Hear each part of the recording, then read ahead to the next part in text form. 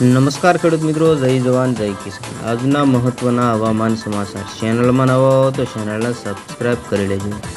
ભારતીય હવામાન વિભાગે આગામી 48 કલાકમાં ભારેથી અતિભારે વરસાદની આગાહી કરવામાં આવી છે. સાથે જ ભારે પવન અને તોફાની ચેતવણી આપ્યા બાદ ત્રિપુરમ સરકારે તમામ 8 જિલ્લાઓમાં યલો એલર્ટ જાહેર કર્યું છે. તેમણે કહ્યું કે 28 મેના રોજ ઉત્તર ત્રિપુરા, ઉનાકોટી અને ધલાઈ જિલ્લાઓમાં વીજળીના ભારે પવન અને ભારે વરસાદ સાથે વાવાઝોડું આવવાની શક્યતાઓ છે. આ સાથે જ પશ્ચિમ બંગાળની ખાડીમાં ચક્રવાતી તોફાન રેલમ ઝડપથી આગળ વધી રહ્યું છે. હવામાન વિભાગના જણાવ્યા અનુસાર ચોમાસા પહેલા બંગાળની ખાડીમાં સર્જાયેલું આ પહેલું તોફાન છે, જેને રેલમ નામ આપવામાં આવ્યું છે.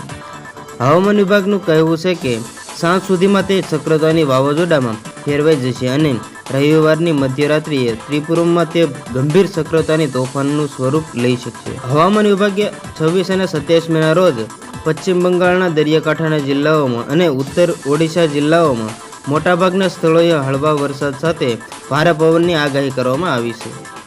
પશ્ચિમ બંગાળના દરિયાકાંઠાના જિલ્લાઓમાં 26 મેના રોજ ભારે વરસાદ પડી શકશે.